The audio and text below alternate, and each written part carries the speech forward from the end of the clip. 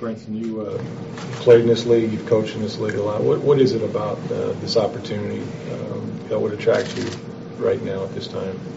Well, just really playing in this league and actually having the chance to play against the Tampa Bay Bucks. I'm talking about when they was at their heyday, and just seeing the excitement in this town, the fan base, the tradition of being a great defensive team, which I sort of marveled at even playing against them, then having the opportunity to come here and reset that foundation. The vision for this defensive line is be physically and mentally tough. When you turn on that film, you're going to see four guys recklessly attacking the guy in front of them like their life depended on it. And when they can't do it, the next guy behind them is going to come in and do it. And we're going to work well together. We're going to hunt until the whistle blow. We don't want nobody to feel comfortable, because all week long, that offensive line has told that coach and that quarterback and that running back, we can run this play and we can block those guys.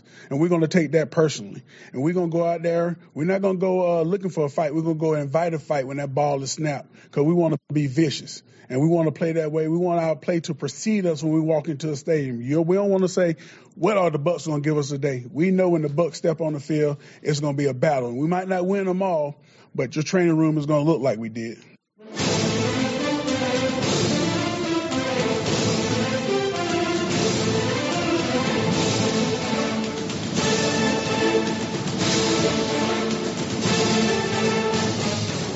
Welcome to the ThePewterCast. This is our Offseason Tour.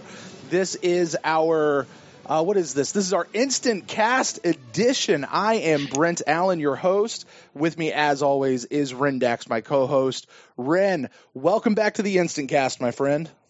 I know, a long time. It was just funny. We were just talking a little bit about it, and when you pull up the chat, you can see, sort of the last comments that were left. Right. And it was something about me having a meltdown, but neither of us could remember what it was about. It's been so long since we've done one of these. Right. Well, it's been it's almost 2 months, man. Almost 2 months since we've done one of these. Of course, this is our off-season tour. And Ren, this particular show is a little bit off our normal schedule. That our off-season schedule has kind of been once every 2 weeks. We actually just recorded and released an episode last week. Came out the first part of this actually would come out like tonight, right? Like 7 days ago from tonight. But there was a few things that happened here over the past week that we definitely wanted to jump in and talk about, and pretty sure that lots of our fellow Buccaneer fans had some thoughts about. Of course, just a couple of the quick headlines. Doug Martin was officially released. Chris Baker, Nick Folk also officially released. The Buccaneers signed somebody, can't meet, whatever, running back. That's not really that important. But the other big news is Buccaneers have a brand new defensive line coach. You and I had some thoughts about that on the last episode about who it could be. Of course, at that time they had just been interviewing, but we now know that Brentson Buckner, formerly of the Arizona Cardinals, formerly a player in the NFL, and we heard him right there at the top of the show talking about how he used to play against Warren Sapp and against that old school, magnificent 2002 and in that era Buccaneer defense. And I love the line that he said there, Ren, that he's here to reset that foundation. Yeah, it seems everyone loved him. At least Buccaneers Twitter did. A lot of what's really telling is a lot of his players tweeted out about what a great hire it was for the Buccaneers, and not really congratulating the Buccaneers, just congratulating him. Some were even saying like he's going to be defensive coordinator someday. I was watching, the news conference live that you took that clip from, I guess the presser live, and people were talking about that in there because, you can sort of, if you watch on Periscope, you can comment on what's going on, and people are talking about, he's the new defensive coordinator and all this stuff. I would caution a little bit about that. I remember the time when we used to hate Lovey's pressers because he didn't say anything, and it was so refreshing to only hear, we heard Dirk Cutter once a week, and it was like, oh man. And then now Dirk, it was like 4 or 5 times a week during the season, and you hear Todd Monken once a week, and it's like, oh man, it's so refreshing to hear Todd Monken, and then now we have Buckner, and we're not going to hear from him except for maybe one other time. Like they have one day where all the assistant coaches come out and the press gets to interview him. Pretty much get all their quotes for the whole entire year from that one afternoon. So just remind everybody, it's the first time you've heard him talk. Everything sounds great. The proof will be in the pudding. Right. But as far as popularity, he said all the right things and for at least for a little bit of a news cycle there, Buccaneer fans were all fired up again. Yeah, definitely. He said a lot of the right things. So, hey, listen, this show, Ren, you and I, we have some thoughts on this, and we'll share them. We'll kind of go through the list as we go through here.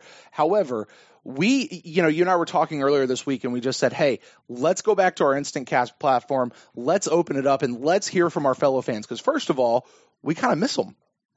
These are guys that, we develop relationships with our fellow fans, the guys who always call in, and, sometimes we get first-time callers and things like that. So we hear from them through the entire season, because we have the InstantCast every week. However, we just haven't here in the off season. So, guys, this show is for you, and I already see the chat room is filling up. So I want to say hello to everyone who is joining us live at mixler.com/ThePewterCast. Subject Jester in the chat room, just telling us how much he misses the show. So, Ren, if that doesn't give you the warm fuzzies, I don't know what will. Yeah. Winning lottery ticket. There you go. Actually, maybe not. To what you were just saying about Coach Buckner.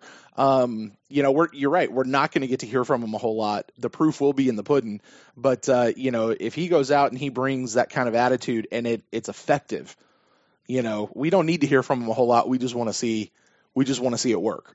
You know what I'm saying? Yeah, and when we talked about him before, like you alluded to that.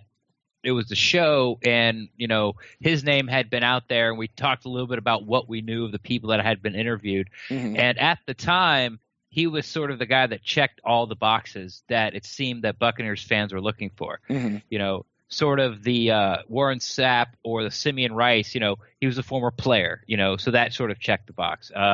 And you heard his presser, the attitude, like the dog attitude, that checks the box. And then even with his, you go back and check his pedigree or his resume over in Arizona, there wasn't any sort of down year. Develop young players, check the box, get lots of sacks. Actually, his defensive line led the league in sacks one year, or I guess the defense did, but his defensive line was part of it. So, it seems, right now outside looking at that, it seems to be a really good hire, and I think Buck fans should be excited. Buck fans should be excited. And with that, Buck fans, hey, tell you what, I'm going to go ahead and open up the phone lines.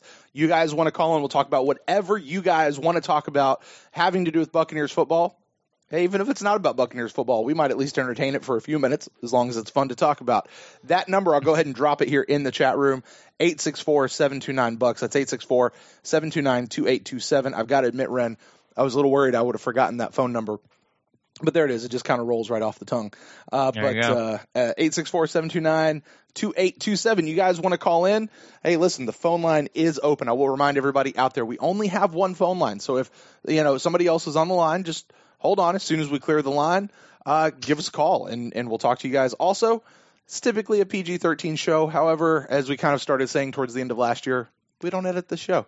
It's just going to come out however it comes out. We don't. Yeah, no, we don't edit it. So you guys do that. Well, Ren, until we get that first call, you guys' phone line is open. Saying hello to a couple of new people in the chat room who've just now jumped in as well. But Ren, why don't we go ahead and start? We've already been talking about Buckner a little bit, so why don't we go there and stick around with Buckner? I'll toss it to you first, man. This was the guy you were just talking about. He checked all the boxes, Right. What, dive into that a little bit more about what boxes, we as fans were looking for, the organization you think was looking for. I know he spoke a lot about Warren Sapp and how they played against each other. Warren's, I don't want to say he's very involved in the organization, but he tends to show up every once in a while. Yeah, he does. Sometimes maybe unannounced.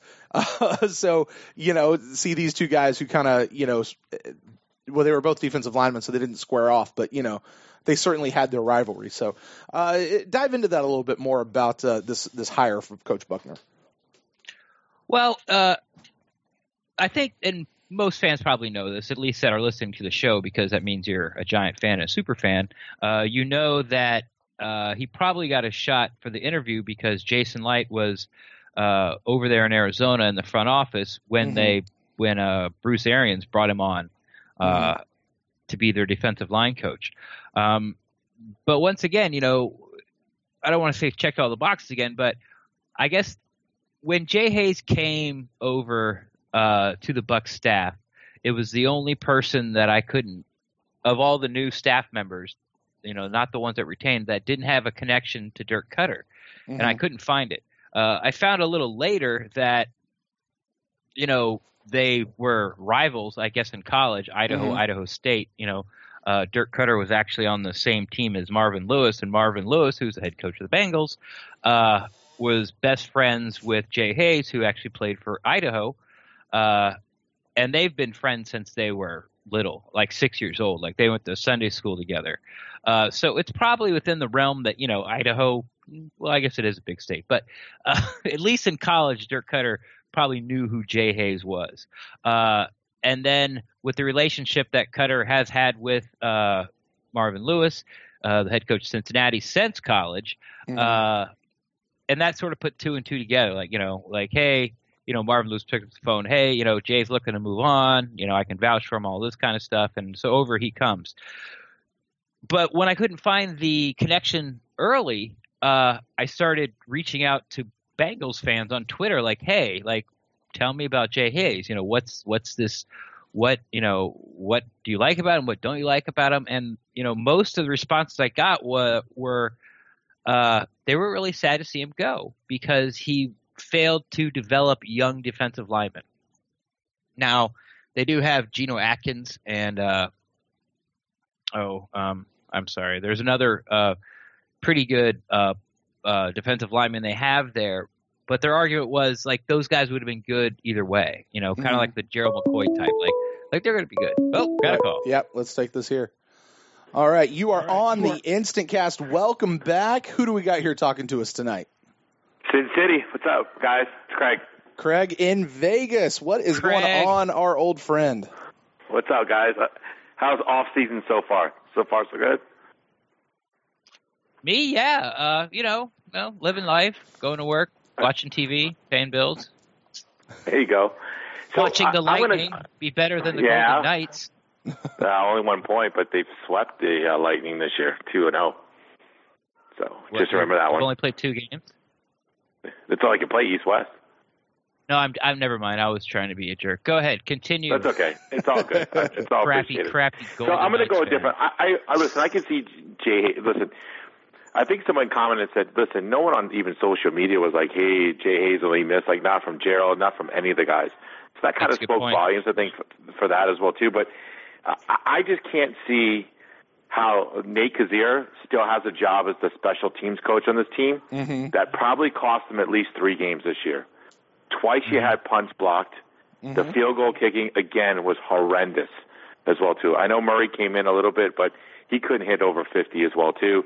And his kickoff and the kickoff coverage at times, whether he's telling them to kick it to the goal line or kicking it somewhere, the coverage was awful. I mean, and so that right there, I don't understand why they couldn't upgrade that as well, too.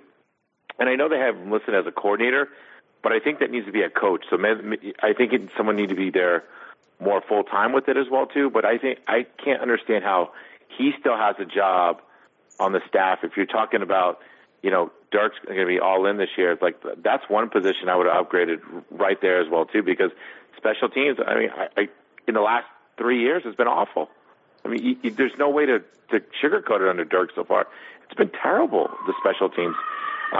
So I think that's one position I think I just don't understand why they're not going to upgrade that coach as well too. Yeah, and hey Craig, on that, I agree with you. I think you're 100% right. The only caveat I might give to Pat Murray is we suspect that there was an injury that kind of hit some of that late game stuff. But to your other point of the coverage still wasn't quite there.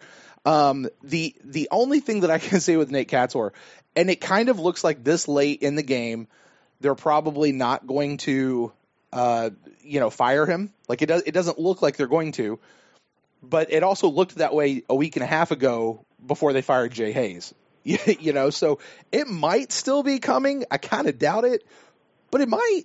You know, like we can hope. But not only the kickoff coverage, but wasn't it twice this year they had punts blocked right through the middle? They had right two, through the A gap. yeah. One of them came right off Devontae Bond, and I forget who the other one came off of.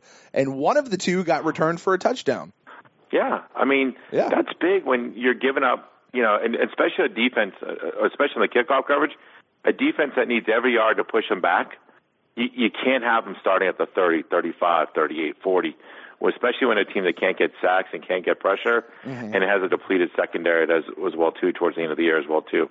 I couldn't figure that one out as well too. So if you're really looking to upgrade, that's one position as well too.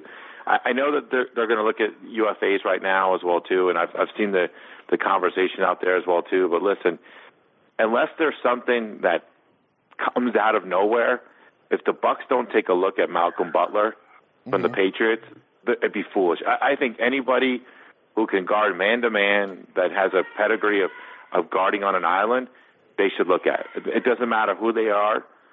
This team can't be picky with their – I mean, even – listen, if it comes down to it, if they have to get Talib back here, they can work that out as well too. But what do you guys think about everybody talking about, you know, because Cameron Wright's restricted, you do have O.J. Howard as using him as trade bait, or do you guys say, hey, you need a two tight end set with Dirk's offense? I actually talked about this on another show not too long ago. But Ren, what are your thoughts? Cam Brate? I think we keep him. I don't think what you get back with Cam, I don't think it's going to be good enough to get rid of him. I mean, you're not going to get a number 1. You're not going to get a number 2. You'd be lucky to get a number 3 for him. And I'd rather keep Cam Brate for number 3 or anything less. I might want to keep Cam Brate for number 2. Now, if we're talking further along down the road, like in a year or two, where we start to get, you know, we're going to start to get, have to get really creative with the cap. And, you know, we've talked about it. Jameis got to sign. Quan's got to sign. Mike Evans got to sign. Donovan Smith, Ali Marpet. Like, all these people have to sign. Then it might to make more sense. That still didn't come out right. But, yeah, now, no. And it's not really because we have O.J. Howard. It's because he's a good football player. And I don't think any team should be in the habit of getting rid of good football players if you can afford them. Yeah, I mean he's our number 1 red zone threat on this team right now, and you don't get rid of that. Now I was on the Locked On Bucs podcast the other day. We were talking about this very thing, and we actually kind of played a game. Now there's a lot of reasons why this wasn't an exact science, but we played a little game where we actually ran the numbers out for the next like 3 or 4 years on the salary cap. And when I came down to it, I was like, yeah, whatever we'd have to pay Cam Brate is not going to affect the cap that much. So to me, to what Ren said, there's no reason to trade him because we can afford him. And, you know, he's a good player. The other side of that I'll say is, Craig, you might remember this. You remember the $1 Million Man, Ted DiBiase? Of course I do. And what was his phrase? And then you had Virgil with him too. Oh yeah, but what was $1 Million Man's phrase? You know it. Oh man. Come on. Going back in the coat. Everybody's got a price. That's right. Yeah. And listen, and I've said this on this show before. Every one of these players has a price. Now that price might be ridiculous, and you know, Cam Brate's got a price, and if ridiculous comes knocking, then you know I think we got to pick up the phone and talk to him about it. But I just don't think ridiculous is going to come knocking. So no, and I agree about keeping him because I also think he's Jameis' safety blanket, especially in the red zone as well too. Him and those two guys have magic down the red zone. I mean, I was at the Green Bay game. That was an unbelievable catch in the first quarter, and that's only because they got chemistry with them as well too. And I have one last point, and I'll bring this up, and this is coming from a Gator. I can't stand the way the Times and other beat writers that are covering Jameis right now. The guy had an accident. It wasn't a DUI. It had drugs in the car. It was a reckless driving. So how many people here have ever been cited for that? I'm sure hundreds, if not thousands of people. And this had to hit the papers as an article. I mean, come on.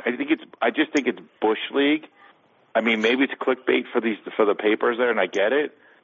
But the way that they're covering this kid hasn't given them anything. And I know there's that Uber thing that's out there, but listen, that thing was, 12, 18 months until anything even hit the news about that as well, too. Right. The police would never charge him as well, too. And listen, I'm a Gator. This is not someone who, I'm not a totally pro Florida State guy, but this kid has done nothing but do the right thing since he's been in this area in Tampa as well, too. And I just think the way they covered that article and what they did, I think it was just Bush League, and I don't think that needed to come out like that. You could just say, hey, he got in a minor fender bender, but he's okay, and that was it. He didn't have the right. He got cited for record. There was no reason for it. How many guys on this team have gotten to some sort of fender bender that never hit the wire? But it was because it was Jameis and the way they're treating him. I still can't stand it in the papers, the way they're treating him. And I don't know what you guys think about that, but I'll hang up and listen to you guys. But that, to me, the last few weeks really ate at me. I did not like the way they reported that. All right, Craig. Well, we'll talk about that. And man, thanks for calling in, and thanks for being our first caller tonight.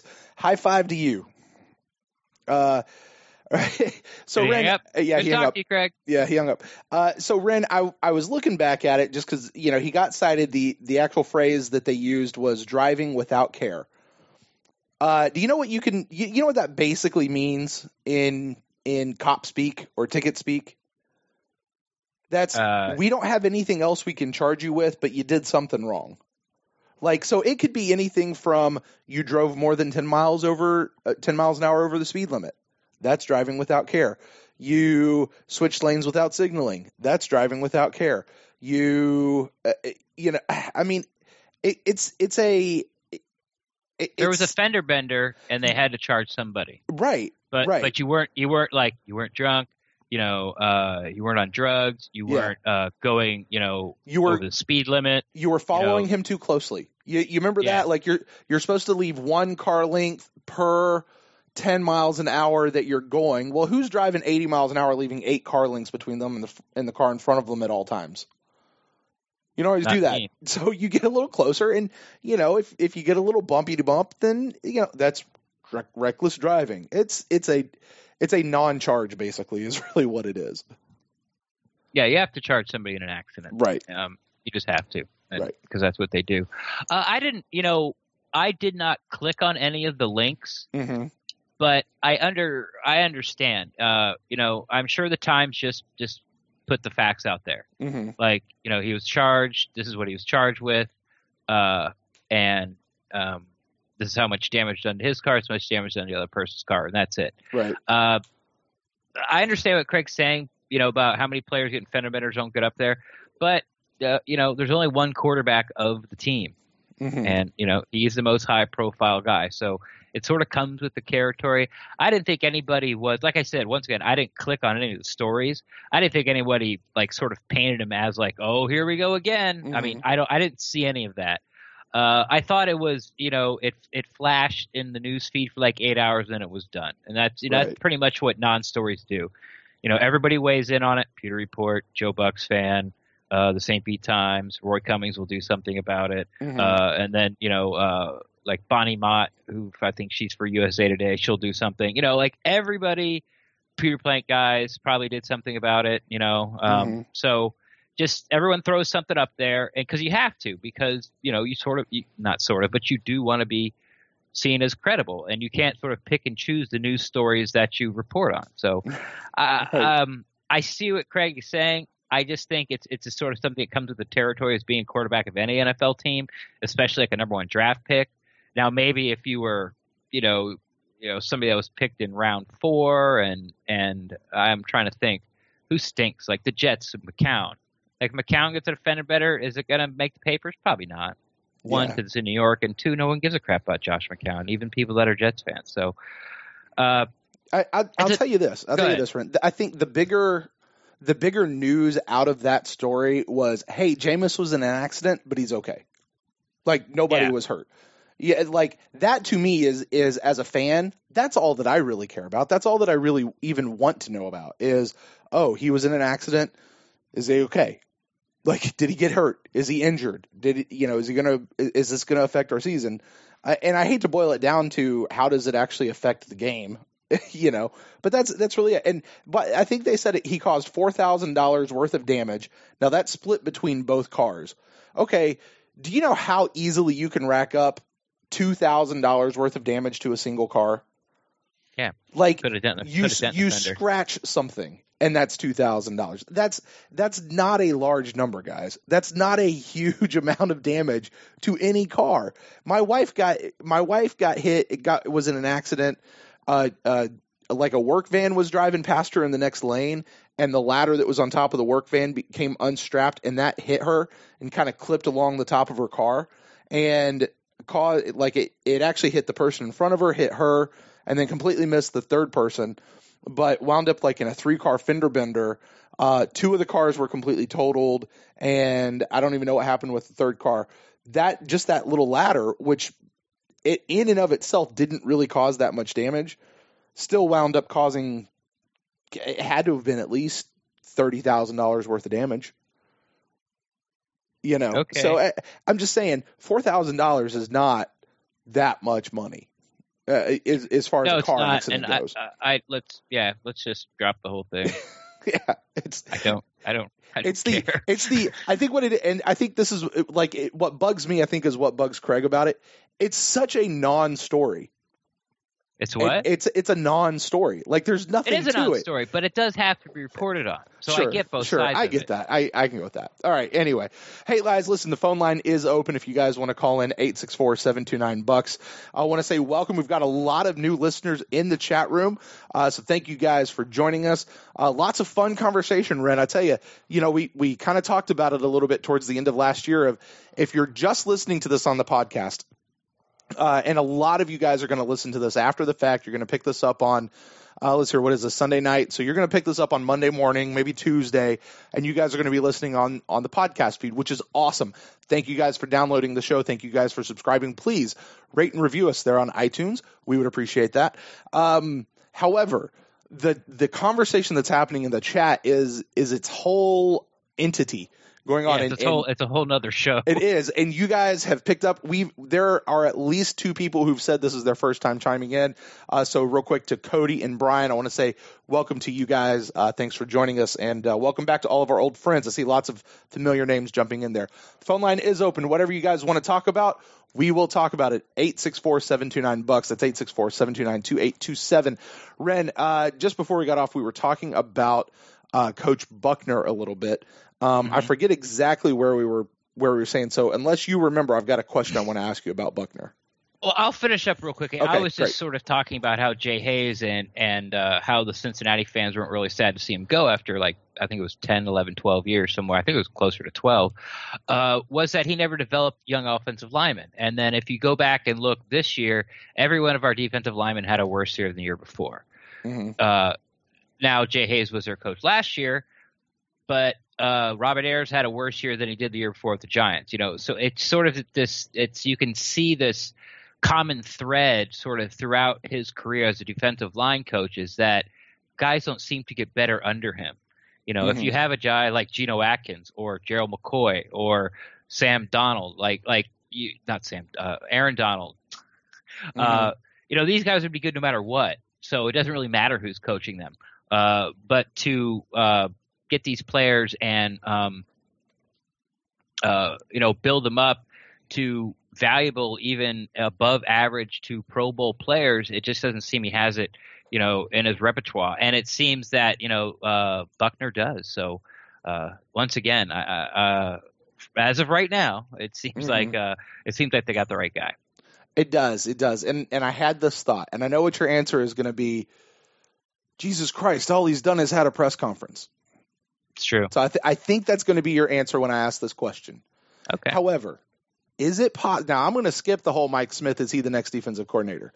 Is it possible if this next year goes bad that Coach Cutter just hired his future replacement? No. I mean, yeah, sure. Is it possible? Sure. But, I mean, come on, man. I saw that, too, on Twitter. It's like, oh, Cutter's hired. It's like, whatever.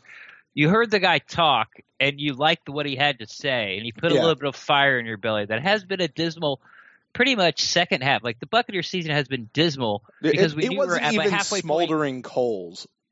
Yeah, like the halfway point, we knew we were out of it. Right. And, we're like, okay, we're looking forward to Sunday, and, and you're looking at stuff, but it didn't really work out most times anyway. And then the season ended, And then really we just sort of been chomping our bit till free agency. We've been filling time with watching the playoffs and watching the Super Bowl.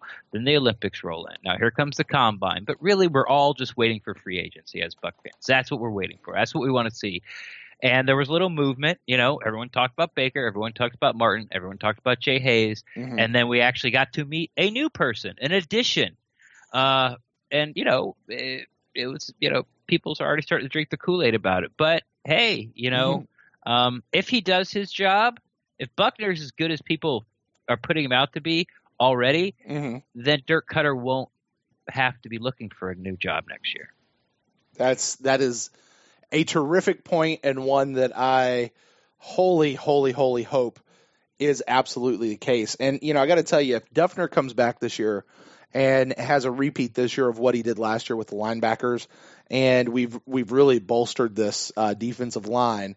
Now, I don't exactly know what's going on with the defensive backs guys, that whoever's taken over the safeties, and the cornerbacks, those guys back there. But they sort of coach together. Yeah, I think they do. But man, we've at least Brent Maxey and John Hoke. Do they? Okay. We're going to have at least 2/3 of a really pretty good defensive coaching staff anyway. Just the staff, and I can't believe that we're talking about how good the coaching staff is going to be. Let's talk about how the defense is. Anyway, all right. One more thing on Buckner before I'll move on, unless anybody would like to call in and talk about him a little bit. We certainly would love to know your thoughts on Buckner coming in. This was in the clip that we played at the top of the show. I think I briefly mentioned it, but the phrase that rings out to me that he used, and I thought it was a really interesting phrase. It was a very well thought out phrase, and I think he might have had to think about it before he came in. Is he said to reset the foundation. He's coming here to reset that foundation. He didn't come in and say, this defensive line has been shit for the last bunch of years. He just said, look, I remember what it used to be, and we're here to reset that foundation. And to me, I don't know about you, Ren, that is the phrase I think that puts a little bit of fire in my belly. And that's kind of what I feel like should be sort of their new mantra going forward, is reset the foundation. I don't know about that. I mean, I'm not trying to be a downer, but I just don't know about that. Like when, we were going through the whole John Gruden thing last year. At one point, I finally tweeted out hey, Buck fans, local media, everybody that follows the Buccaneers. Go ahead. You are on the InstantCast with Brent and Ren. Who do we got here calling us tonight? It's Chef Aaron, guys. How you doing tonight? Chef, what's up, buddy? Hello, Ren. How you doing? Good, man. I'm good. What's the weather like there? Oh, it's just white and snowy. I hate it so much. I wish I was in Florida right now and soaking up the rays. Dude, I've been in the swimming pool all weekend. I've had the air conditioner on. What's the temperature? What's the temperature up there in Dakota? North Dakota. North Dakota. There you go. It fluctuates below 0 to 10 degrees. Holy crap.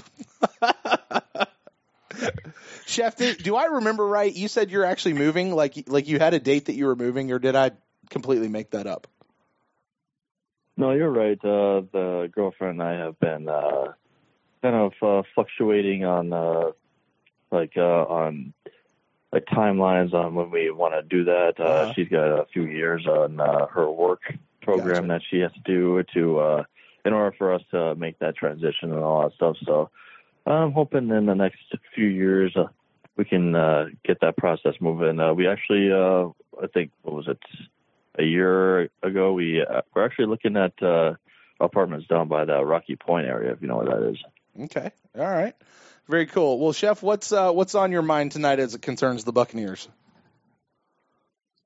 I think basically it's all been covered. Obviously, I'm a huge fan of the Buckner hiring, and if you guys, obviously you guys probably did, the Trevor Sikkema Cover 3, where he talks about how Buckner, even with the aging veterans, has gotten them to produce 10-plus sacks in like the twilight of their careers, which hopefully will help out when it comes to Ayers if he it does return.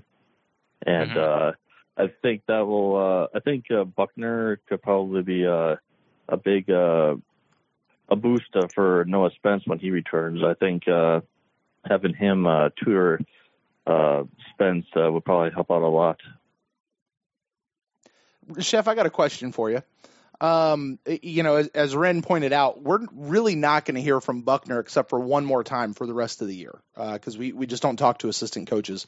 So by the time we get to the end of the year, the only thing we're going to have to know if his year was and it's really the right thing to know if his year was a success or not, is the performance of the defensive line. So fast forward to January of next year, and you're sitting back looking back on the year. What are the things that for you as a fan are going to say that was a successful year for the defensive line? Well, to tell you the truth, Brent, I don't really think that the defensive line can do much worse. They can only go forward. That's a fair point. Yeah, pretty much. Yeah, exactly. As long as they're all still alive, it'll be considered an improvement. What would you consider that? What would you consider? Okay, let's boil it down to sacks. Everyone likes to talk about sacks. We won't say where they are in total defense or where they are in stopping the rush. We'll say sacks. How many sacks do you think the Bucs need to get for you personally to think that Buckner has sort of fulfilled the promise that he made at the presser a couple days ago? Well, a lot of that hinges on what they do in free agency and the draft, of course. But True. I would say maybe around what Trevor Sikkema has stated that he has gotten from his players, like 35 to 40 sacks per year. But, I mean, like I said, yeah, it all depends on who's going to be on that defensive line. I mean, a lot of, from what I've read in that cover 3, Will Golston has a lot of characteristics on what was it, Calais Campbell, the player everybody was obsessing with over from last year. He thinks Calais Campbell? Yeah. He thinks that everybody, or not everybody, Will Golston could possibly mold into that kind of a pass rusher depending on what Buckner can get out of him. But, I mean, I would like to see Ayers obviously get back to what he was, like 6.5 sacks. Obviously, I'm not going to expect 10 sacks out of him because he's going to be, 33 by the time the season begins. And obviously, I would like to get, see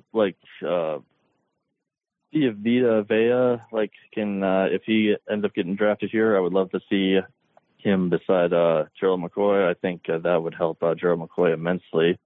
Especially since Gerald McCoy is getting into that 30-year-old age range, and he's now turned 30 today. Oh yeah, that's right. Happy birthday, Gerald! And with his biceps and his consistent injuries and all that stuff, and obviously good on him for playing through the injuries and all that stuff. Even though a lot of people want to give him shit and all that stuff, but it is what it is. Joe McCoy is not going to satisfy every fan, just like Doug Martin's not going to satisfy every fan.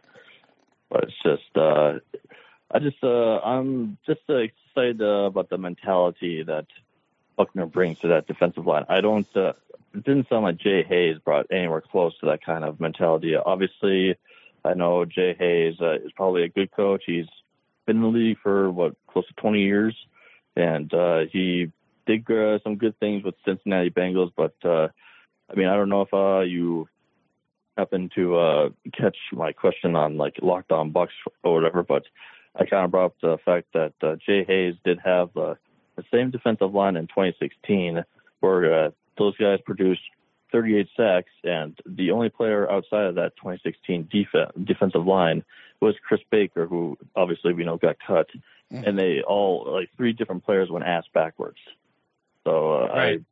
I don't know if you guys caught that, but yeah, that's in my mind. Obviously, the stunts didn't help with that defensive line, and obviously, we don't know a lot about who called what plays and who had what players in when it comes to Mike Smith's scheme and what Jay Hayes had incorporated. But And a lot of people want to call Jay Hayes the fall guy. I mean, I don't believe in that, because at the end of the day, Jay Hayes was in control of that defensive line. Those were his players that he was supposed to coach.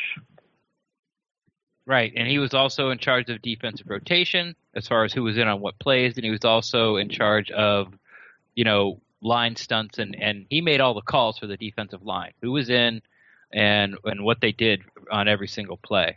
If it doesn't get much clear cut than that to where you got to sort of trim the fat and who didn't pull off their job. Then you have the argument of what does he have the horses? We're about to find out, because like you said, Jeff, I think the Will Golston comparables to Calais Campbell's ridiculous. That's asking a lot, but I don't think it will actually happen. But yeah, I was just making the comparison and all that stuff. Right? Yeah. You were just saying what Trevor said, and Trevor's cover 3 is great, and it always is every single week and a must read. But I don't see any reasons Will Golston shouldn't average 6 sacks a year instead of 2. I also don't see why Ayers is only getting quarterback pressures, and it's only that's only turned into 2 sacks this year, where he should probably had 6 or 7. There's lots of blame to go around as far as a defensive line, but the more you dig into it, it seems to always fall squarely on the shoulders of Jay Hayes. So, Buckner said all the right things. He seems to be bringing the right attitude. I think we'll find out very quickly. Well, first off, this defensive line is going to look totally different. It really is. Golston may or may not be here. Ayers may or may not be here. McCoy will be here. Stevie Tuikovatu will be here, and Noah Spence will be here. And that's all we have on. That's the only people under contract right now. Mm-hmm. Do you see McDonald coming back? He's a free agent. He's under contract. But do you think he has an interest in coming back? I mean, I don't know if last year with the signing of Chris Baker kind of dejected him a little bit, but obviously his leadership in that locker room is very infectious, and I think all the players love him in that locker room and respect him. So I don't know if that will go into play. Don't forget, I mean, he was the team's nomination for the Walter Payton Man of the Year award. So, when your teammates think enough of you to nominate you for something like that, that's going to endear you at least to your teammates. And here's the deal: is I think McDonald proved last year, and I think the coaches even saw this, that they can come in and they can hand a starting role to Chris Baker, which Chris Baker was in a rotational role. He wasn't a full-time starter, so to speak. But he was never on the field in passing. Well, not never, but rarely on the field in passing downs. Right. But McDonald certainly had a better year, statistically, and probably his best year as a Buck, maybe. By the way, I understood what you guys meant with the whole Chris Baker situation.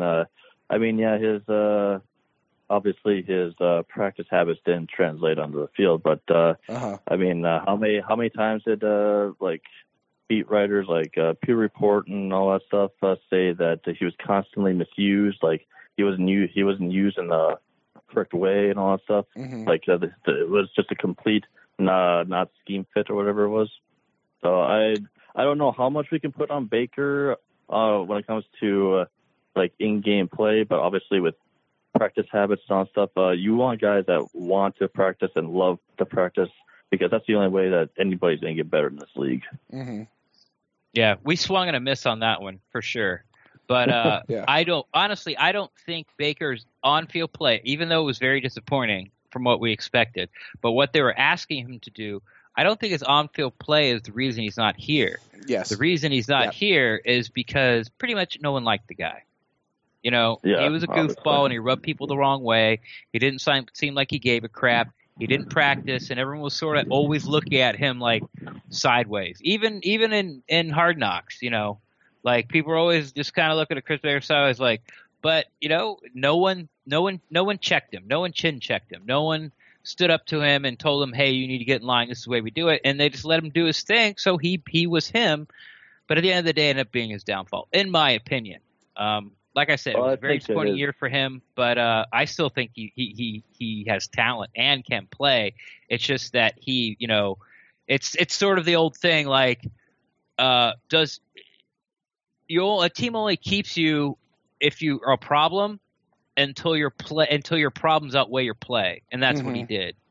Yeah, I think his true exit from the team probably happened after that Carolina game when obviously everybody was talking about the whole commotion going on in the locker room and Quan getting on his ass, and then Jameis kind of interjecting himself into that too. It just seemed like he had no respect for the locker room, and he didn't give two shits about winning as much as the rest of the locker room did. Yeah, Aaron, something, if you guys listened to the last episode, I told a story where I actually got to meet Chris Baker at Disney World. Something I don't think I said in that story was my son turned around and asked him, he said, "Oh, are you a Buccaneer?" And Baker looked down at him, smiled, and said, "I play for the Buccaneers." Which, like at the time I didn't think too much about. And I might be reading way into that, but there's a big difference between somebody who identifies as a Buccaneer and somebody who just plays for the Buccaneers. Right. You know what I mean? And it sort of fits into that narrative that has been built around him, is that he plays for the check. He's not, playing for the team. Mm-hmm. I play for the Buccaneers. Are you Buccaneer? Nope, I just play for them. They just pay me. Right. It's like that. Hey, lady, I only work here. What do you want me to do? Right. So, all right, Chef, you got any other thoughts, man, or I'll go ahead and clear this line and open it up for somebody else? Yeah, just a quick one. With the Sun Combine coming up, who are you guys going to be looking into, or do you not care about that kind of stuff? Fantastic. Let's answer that question, Chef. Thank you so much for giving us a call in, all right? All right, have a good night, guys. Thanks, Go Bucks. Go Bucks. Yeah, go Bucks. All right. We haven't quite got to our Combine stuff, but who you looking at? Is Combine, I know Trevor's already taken off. We were going to try to get him in to talk about it a little bit before he left, but schedules weren't able to work out. But I do think we're going to get him on the backside. So we should have Trevor, who is in Indy at the Combine. But who are you looking at for the Combine this year? Well, we'll be looking. I'll be looking at edge rushers. I'll be looking at the whole entire defensive line. I'll be looking at the running back class, and I'll be looking at cornerbacks. The running back class seems to be pretty deep. The interior defensive line class seems to be deep, a little more deeper than the edge rushers. And then, of course, corners. And there seems to be a handful of two or three. And there's a couple that are creeping up. I don't know the cornerbacks really that well. Mm-hmm. Yet, most of the talk around Buccaneers has been about the running backs. We all know them. Barkley, Chubb, Sony Michel. Everyone seems to be secretly in love with Sony Michel. I am too. Rashad Penny, Donald II, the kid out of USC. So go ahead. Let's take this call. All right, you are on with Brent and Ren for the InstantCast. Who do we got here talking to us tonight? This is Brian. What's going on, guys? Brian, is this your first time calling in? It sure is. Fantastic. Brian, where are you calling us from tonight, man? Charleston, South Carolina. Ooh, I love me some Charleston, man. Hey, listen. Charleston's nice, man. Look. I used to live there in Greenville, and that's where the show actually got started from. Was when I was there in Greenville. So. Oh, nice. Yeah, nice. yeah, Charleston. I love Charleston. We're not here to talk about Charleston. Hey, are you the guy? Let me ask you this: are you the guy who lives out close to the Battery who flies a Buccaneer flag like every day of the week? No, I don't. Okay. But I've seen that guy before. Nope. Yeah. I've been down there to a couple of bars and stuff that are down there, and every once in a while, man, we see Bucs fans come around there. It's like it's weird because it's like seeing a superhero. Right. It's like, oh my God, there's one, So kind of get excited like that every once in a while, but. Yeah, if Bucs fans don't know. Bucs fan than people realize. Charleston, if Bucs fans don't know, if you're ever in Charleston, South Carolina, go all the way down into downtown Charleston, down near the Battery. That's right on the water. Yep. There is a house that flies a Buccaneer flag, an orange Bucco Bruce flag. Not only is there a lot of Bucs fans, there's a lot of Tampa Bay Rays fans also. Yeah. So I see those guys everywhere. That's great fun. City, man. It's a great city. It's a fun place to be. Brian, what's on your mind concerning the Bucs tonight? I've been trying to keep up with like all the, season chatter and everything going on. So I just want to say to Bucs fans, don't get your hopes up too high. There's no big free agents to sign. Okay. So you got to kind of level your expectations. We're going to build, but not like, like I said, we just can't get big guys coming here. We've got to build with what we have and add a few pieces, get a little bit better over time. This draft is going to be important. And I just, Light, man, I don't know what kind of free agents he's going to bring in, but I hope he buys a quarterback or cornerback, excuse me. Yeah. There's no like huge free. It seems like Calais Campbell was the ultimate prize last year. DeMarcus Lawrence from the Cowboys is not going to get away from the Cowboys. He's asking for something like $17 million a year, but they're probably just going to franchise tag him. But there are some, interesting and some names you might know as far as like, defensive end, defensive tackle. Everyone's talking about Ezekiel Ansah from the Lions. Dontari Bowe's out there. Justin Ellis is out there. Adrian Claiborne, we remember that guy. Dominique Easley's out there. Oh, yeah. Beanie Logan, who I liked a lot, he's out there. And then cornerbacks, like, Craig talked about Malcolm Butler. Everyone's really starting to jump on the Tremaine Johnson train, the guy from the Rams. I am liking Tremaine Johnson. He seems to be my top pick at cornerback if we were to ever buy one. Right, but you got guys like E.J. Gaines is out there. He's young, he's good. Prince Amukamara, he's out there. Kyler Fuller used to be out there, but he got traded. Jonathan Joseph is out there, a little bit older player, but there's some guys out there. And then even at guard, we're looking for guard center help. There's some guys out there that can help. Justin Pugh from the Giants is out there. So there's guys that. What do you think about Light drafting offensive linemen? He seems to do a good job at that. Yeah, I think he drafts well. Especially the early part of the draft. Mm-hmm. He hasn't really hit any home runs sort of like 5 through 8, but then his undrafted free agents do very well. So, I think he drafts well. I know there's that narrative out there where the Buccaneers as an organization are terrible at evaluating running back talent. Well, they only drafted one. And he didn't work out. Okay. They did say they had Kamara ranked high and they had somebody else ranked high, but they couldn't get to him because they already got drafted. So, we had to kind of get, I want to say the low end, but a person that didn't work out for us real late in the draft. So they did have some good running backs picked. They just couldn't get them to actually draft them. So, right. Right. Yeah, we say that all the time. Like, draft is a matchup of where you got the guy graded to position need. And where those two lines cross, whoever's at that point, that's who you draft. Rick Stroud is dead set animate that the Bucs were going to take Dalvin Cook at 19, but O.J. Howard fell to him. Then I've always said that the Bucs got forced into drafting Justin Evans round 2 because they really needed a safety. And 7 safeties were already taken off the board, and that was like halfway through round 2, so they had to get Justin Evans, and we then still need a safety. and then in between that's when Hunt went. Like after Justin Evans, that's when Hunt went. That's when Kamara went. Like people started moving up to get these guys. So I think Jason Light is an excellent drafter. I like how he moves and shakes. I'm really excited, but even though it's the 7th round pick they got, I'm going to mess up the word. How do you say it, Brent? Compensatory. Compensatory. Thank you. Compensatory. Thank you. Yeah. I threw it out on Twitter. It's like, well, with that 7th round pick, they can grab someone they don't. Well, kicker, but they can grab somebody that they have a draftable grade on that they don't have to fight everybody else for in undrafted free agency, such as like a Cameron Brate they might have picked up, an Alan Cross they might have picked up, an Anthony O'Clair, an Adam Humphries, a Darius Bland. I know what you mean.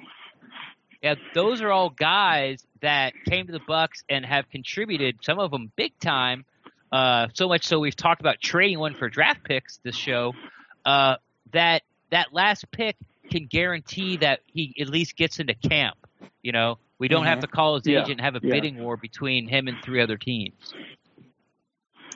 Yes, you're right. Do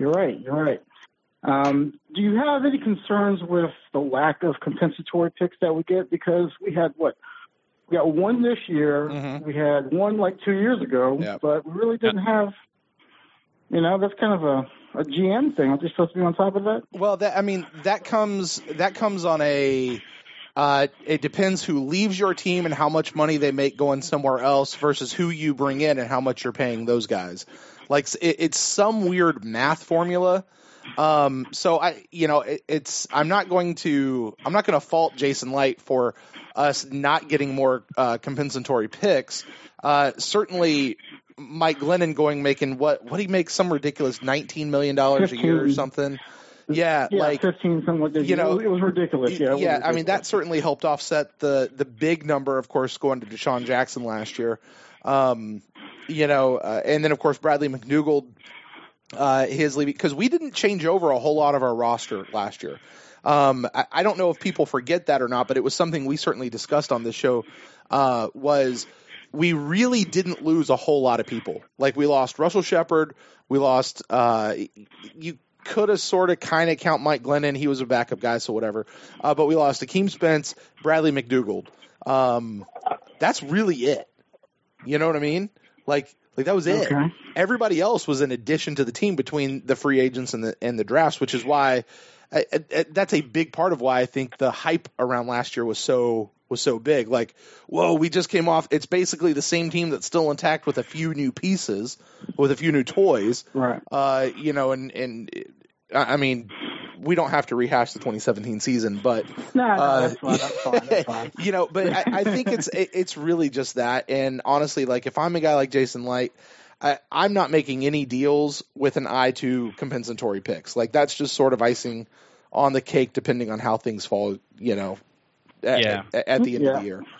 Yeah, but the way Brent said it is right. It's when you lose players and if they get paid a lot of money and go to another team and you don't bring in players that you pay a lot of money to, you get a high pick.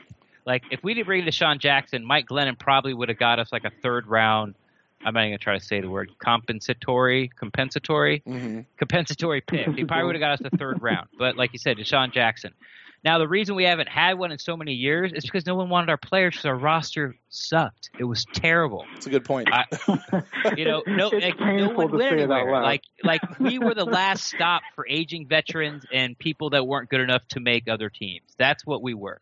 Now, Jason Light has changed the roster 93% in the 4 years he was here. And also you got to think with those picks is it takes a full year to get it. Like right now we're getting what happened last offseason. Mm-hmm. So really, since this is his 5th year, it's really only his 4th time at getting compensatorily at least having the opportunity to get the compensatory to get a pick. Yeah. And it's the first one we have. And I think it's been I think it's been since like 2011. So it's been like 6 years since we had one. And so if you look at it that way, Jason Light sort of is doing his job. Back. That was it. Yeah. So you guys agree a youth movement might be in full effect here. So if we can maybe recruit some young guys, 26-year-olds, they might not have the high upside as some of your top players, but with Buckner in there, perhaps he can coach the guys up a little bit. Yeah, I don't know. It's an interesting conversation because one of the things we talked about coming out of the 2016 season heading into the draft last year was this thing that Jason Light likes to do where he drafts a young player, but then he signs a free agent basically in the same role, like an aging free agent. Yeah. And kind of like letting one train up the next guy. So, that's an interesting thought you put there. And I'm thinking about Ayers also because Ayers is such a good guy for the team.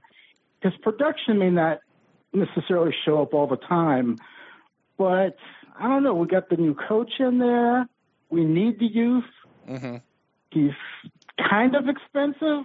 You know what I mean? And we're not really getting much for what we're paying necessarily. So I got to tell you this. If somebody good is free, like an Ansa, you know, like a Ziggy, do we let him go? Do we let you know? It's a good question, and certainly one that we'd have to look at. And you know, unfortunately, we're not going to know what actual numbers they're talking about. But if I miss my guess, let's say that Robert Ayers is still on this team come the 2018 season. Just knowing the kind of guy that Robert Ayers is, just kind of I mean, Robert Ayers is just mean. You know, remember 2 years ago we were talking about how he's just always pissed off? Like that was his thing. He's just always pissed off. And I think it was after the Bears game, he was talking and like how he was talking to Jameis. I guess they're standing in the shower and saying, "Man, you got to put your foot on their throat and stomp." Like, you know, I mean, Robert Ayers has a nasty streak in him.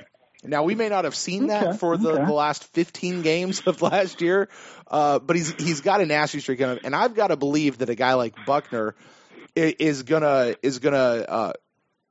only incite that flame a little bit. Now, can that play out in Robert Ayers' aging body? Who knows? So I don't know. Correct me if I'm wrong. He has 2 years left with us, right?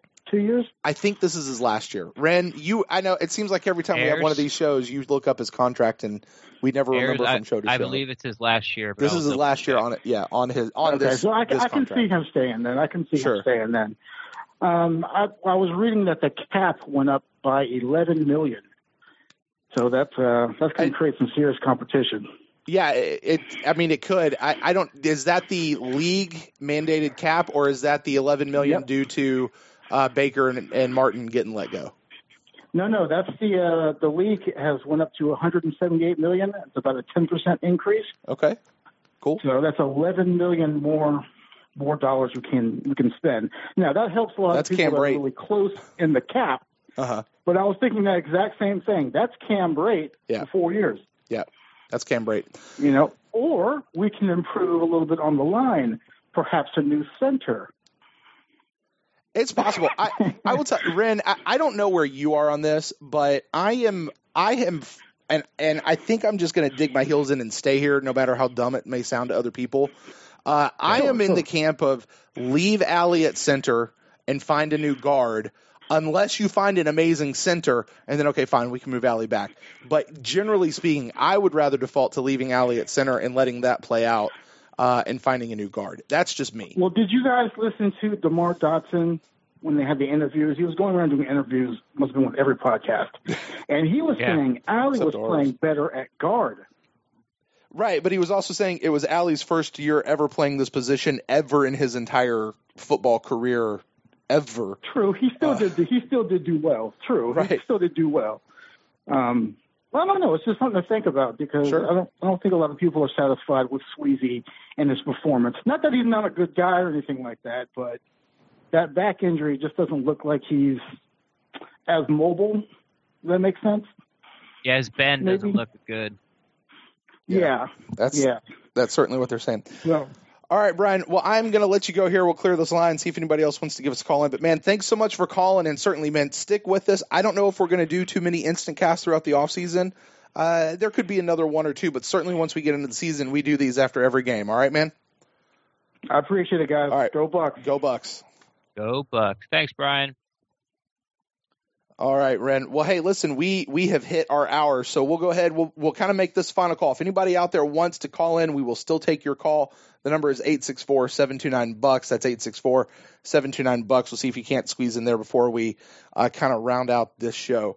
Ren, I don't exactly know what we were talking about before Brian called in. I don't think we got to anything we were supposed to talk about. Yeah, we're still talking about. No, it's fine. I mean, I'm always happy the way it goes. This is the caller show, right? You know, we can always hit these topics later. Sure. And actually, I think for our next show, I think we've left a lot of questions on the table that people asked that sort of got lost in the shuffle.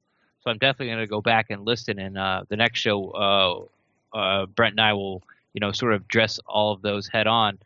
Just to finish, Robert Ayers, yes, it is his last year, and he'll be making $6 million this year. But once again, if they cut him, there's no dead cap space. So fair enough. That's with that. But we're up against the hour. Yeah. People called in. It was fun. No, it was I wasn't super excited about the show. I don't know. I was super excited about the show when we talked about it. Uh-huh. But today when I woke up, I was kind of like, oh yeah, I got to do that. But then, once we started talking to people and then, the juices started flowing a bit, it was like, InstantCast. Woohoo. Yeah, it takes a little bit to get into, doesn't it? Like, to get in the rhythm, it certainly does. Well, hey, listen, I want to go ahead and say thank you to everybody who called in. Thank you to those of you who have joined us, especially the new guys. A couple of new guys in the chat room. It was a fun conversation. Our friend Craig, who called us, he's one of our dear friends over at the Buckaholics. He is reminding us that there is a draft party for the Buckaholics in Las Vegas. All those details are on the Buckaholics Facebook group page. So if you guys aren't part of that group page, go on over and check them out, Buckaholics, and check out the details for the Vegas draft party. If you're anywhere near that area or want to fly out and that's your thing, go for it. We'll probably be doing something for the draft on this show, Ren. We haven't fully discussed how we want to do it, but we had a good time last year, so we'll figure out how that works as well. With that, Ren, do you have any final thoughts as we close out the show here? And where can people get in touch with you on the internet? Well, it seems that everyone's headspace is in a different spot. Craig called in, and the first thing out of his mouth was Kaczor. Fire that guy. Right. Chef called up, and he was all about sort of like what we started off with: Buckner, defensive line. How do you think he's going to improve? And Jay Hayes. And then Brian calls in, and he was talking and Chef ended up on Combine. Right. And then Brian calls in for the first time, and he was everywhere. He's like, draft. How do you draft running backs? And then, then he went to, at the end he moved to Alley and the center thing. So it seems that there's a lot of questions that, people want to discuss with other Bucs fans. And for the lamest, worst part, dead zone of the NFL, 365-day, 12-month cycle, it's just fun to get out there and talk to these people because, everybody wants to know, like, what do you think about this? It's good to see because it's been dry, man. It's been dry. I'm going to disagree with you on one thing you just said, though, Ren. Okay. This is not the lamest part of their 365-day cycle. Okay. That part belongs to the month of July. Like that 3 week, everything is black. Between the mini camps before training camp actually opens, everything goes silent. Like, at least it's not silent right now. It's in July, it's silent. But I'll give you this runs a close second. You're right, it's dry. Because I'll agree with that. That's right. I'll go with that. Because when one of the biggest stories is, hey, the guy got in an accident, but it didn't really do anything. It's a dry season. You're just trying to make Craig blow a gasket. We should rehash that accident story, shouldn't we? Let's do it. Let's spend 20 minutes on it. Let's do it. We already did. Anyway, you can find me. Best way to find me on Twitter, everybody. At Rendax, REN_DAXT. I am always down to talk Buccaneers football. Ren, I have an idea. This is going to be, yes, we're going to roll out PewterCast merchandise this year. And I want to have a T-shirt that has a picture of you, like with your arms folded, like looking over your shoulder. And it's just going to be, I'm always down to talk Buccaneers football. That's going to be like a T-shirt. Right, people will wear your face on their shirt. Okay. I like it. Risk. I like it. A couple of bars you're not going to be allowed into, but that's fine. If you guys want to get in touch with me, you can find me personally at Brent Allen Live across all the social medias. And if you want to get in touch with the show, you can do that at ThePewterCast on Twitter, or you can find us at Facebook.com/ThePewterCast. We do respond to all forms of feedback. It is one of the more fun aspects of being a part of this Bucs fan community. And if you would like to shoot us an email, we've got a couple of emails coming in this week, Ren, so we'll have to make sure we hit those on the next show. But if you'd like to shoot us an email, you can do that to ThePewterCast@gmail.com. Shoot us an email about anything we've talked about tonight, or maybe something we haven't talked about tonight, something you just want to talk about. We will make sure we get to those on the next episode. Like I said, we've already got a handful of those, so the more the merrier, really, as that goes on. Once again, I want to say thank you to everybody who has joined us. Check out that Buckaholics, the draft party show. It sounds like there's going to be lots of stuff for Bucs fans for the draft this year, Ren. Also, just a quick shout out to our friends over at What the Buck, the What the Buck Really Matters campaign. They've got their invitational thing coming up. I think you can sign up golf thing. You can sign up with teams and stuff. So you guys go check that out, whatthebuck.net. They got details over there as well. So just a quick shout out for them as well. With that, I think that is going to wrap us up for the night. So we'll sign this off by saying what we always say at the end of our shows: Go Bucs.